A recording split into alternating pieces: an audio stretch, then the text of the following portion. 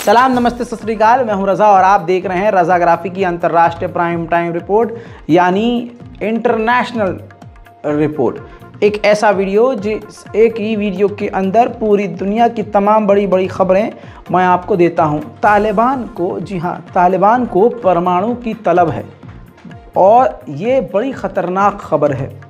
तालिबान के हाथ में परमाणु होने का मतलब आप समझ सकते हैं कि क्या ही कहानी होगी। आपकी स्क्रीन पर ये पूरी रिपोर्ट रख रहा हूँ, ध्यान से समझ लीजिए। दोस्तों, तालिबान के ही यानी अफ़गानिस्तान के ही एक जर्नलिस्ट हैं समी यूसुफ़ज़ई, उन्होंने बड़ा खुलासा किया। समी यूसुफ़ज़ई ने खुलासा ये किया है कि तालिबान की एक डेलीगेशन चुपके से कुछ हफ्ते पहले नॉर्थ कोरिया गई थी और नॉर्थ कोरिया से उन्होंने एक छोटा परमाणु बम रखने की, बनाने की, चाहने की चाहत रखी है कि हमें चाहिए एक छोटा परमाणु बम। इसके बाद इलाके में खलबली मच गई है। अमेरिका और दूसरे देशों के पसीने छूट रहे हैं, जो भी तालिबानी विरोधी हैं उनके पसीने छूट रहे हैं। दोस्तों, इसको तालिबान की सरकार ने रिजेक्ट नहीं किया है। तालिबान अपने आप को हर तरह से मजबूत करने की कोशिश कर रहा है। वहीं पाकिस्तान की बात करें तो पाकिस्तान लगातार भारत के खिलाफ अपने आप को जंग के लिए तैयार कर रहा है। ये सीधी रिपोर्ट आप देख लीजिए, ये वीडियो है जो कि पाकिस्तान ने जारी किया है। पाकिस्तान ने कामयाबी से फतह-2 मिसाइल का सक्सेसफुल परीक्षण कर लिया है, जो कि भारत के लिए काफ़ी ख़तरनाक है। फतह-2 जिसकी जो रेंज है 400 किलोमीटर है, जो कि काफ़ी ज़्यादा है। इससे भारत के लिए ख़तरा माना जा रहा है। उधर पाकिस्तान की हालत क्या ही है, मैं आपको एक सीसीटीवी फुटेज से दिखाऊंगा। पाकिस्तान के पूर्व विदेश मंत्री को जेल के बाहर से गिरफ्तार कर लिया गया, जबकि वो कोर्ट के कागज़ दिखा रहे थे। ये तस्वीर देखिए, कोर्ट के कागज़ दिखा रहे हैं कि मुझे इस मामले में बेल मिल गई है। पुलिस ने उनकी कोई बात नहीं सुनी और ज़बरदस्ती घसीट कर उनको गिरफ्तार कर लिया।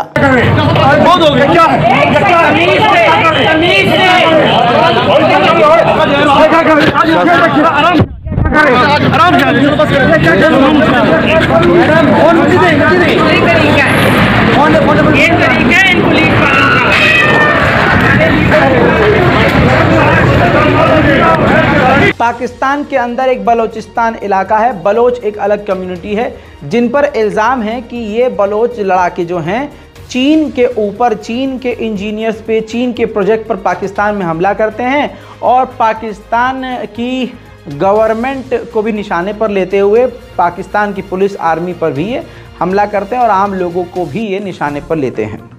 एक तरह से इनकी इमेज आतंकवादी बताई गई। अब पाकिस्तान में आतंकवाद बड़ी तेज़ी से बढ़ रहा है।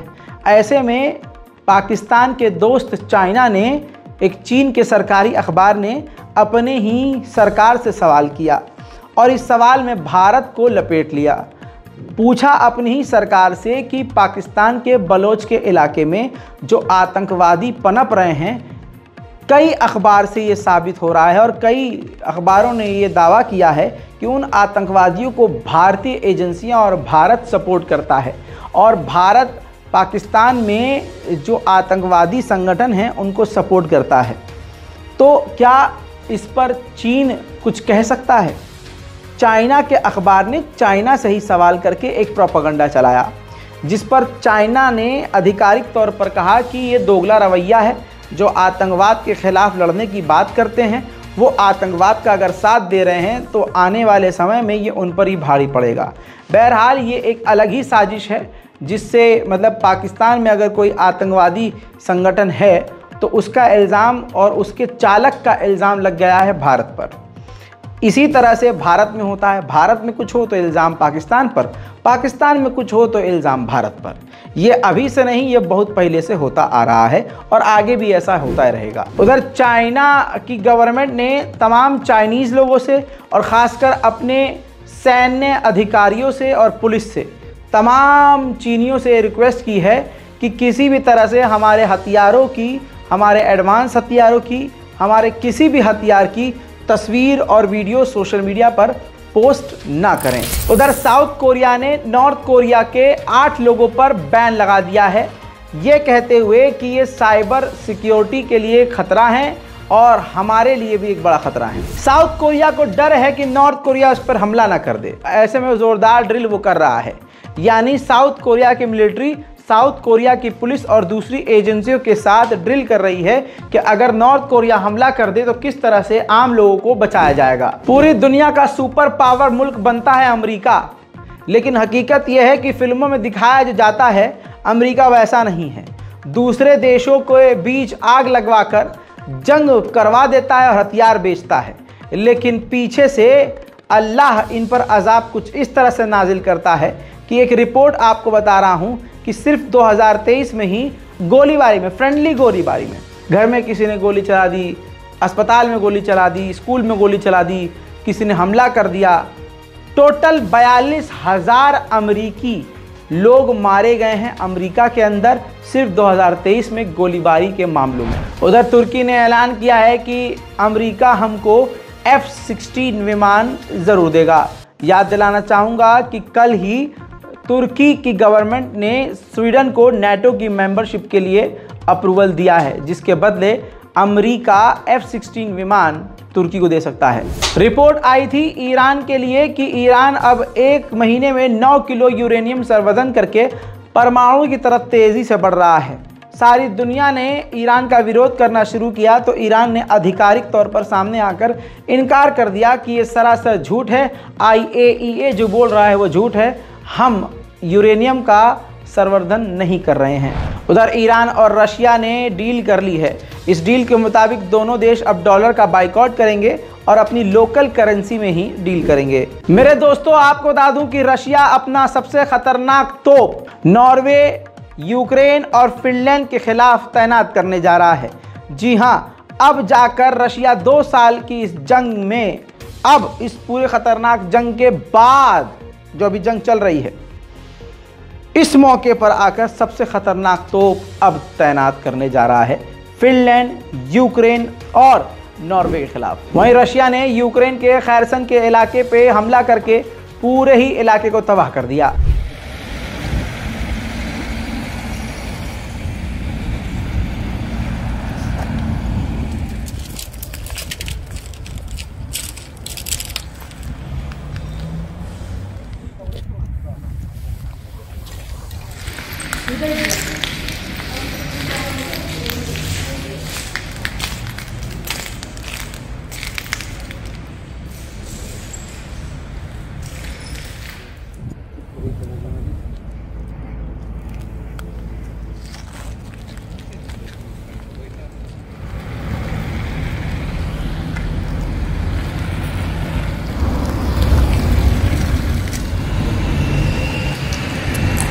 अनऑफिशियल और एक छोटे से सोर्स के मुताबिक बड़ी खबर आई है मेरे पास। अब ज्यादातर जाकर रूस के फाइटर जेट मारकर गिरा रहा है यूक्रेन, और ज्यादा से ज्यादा अब हवा में नुकसान रशिया को हो रहा है। रशिया के काफी ज्यादा फाइटर जेट अब मारकर यूक्रेन गिराने में कामयाब हो रहा है।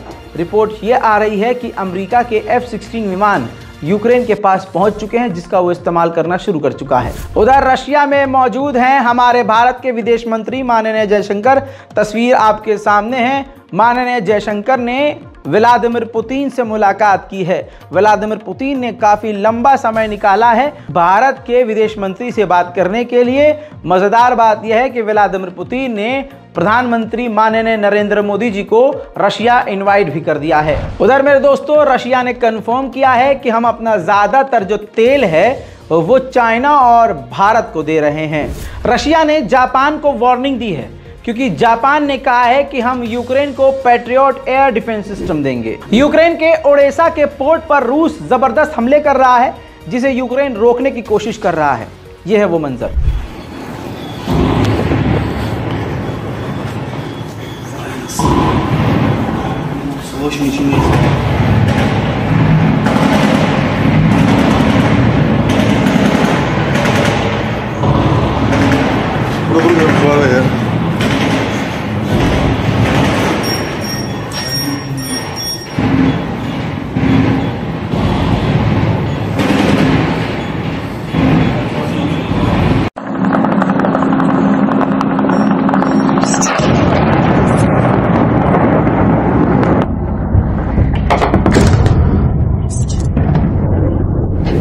वहीं यूक्रेन ने अपनी एडवांस टेक्नोलॉजी दिखाई है, जिसमें उसने दिखाया है कि उसके पास एक ऐसा रोबोट है जो कि 200 किलो वज़न उठा सकता है और मैदान जंग में वो किसी भी घायल सैनिक को आराम से निकाल कर ला सकता है। वहीं रूस की क्रूज मिसाइल को यूक्रेन ने इंटरसेप्ट किया है, यानी रोक लिया है।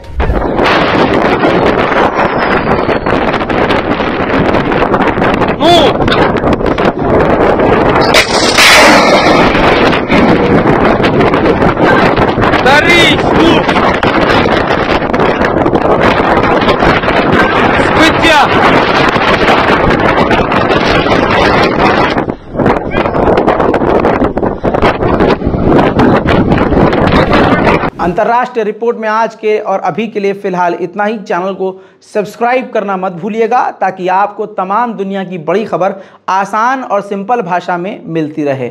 मैं हूं रज़ा और आप देख रहे थे रज़ाग्राफी। जय हिंद।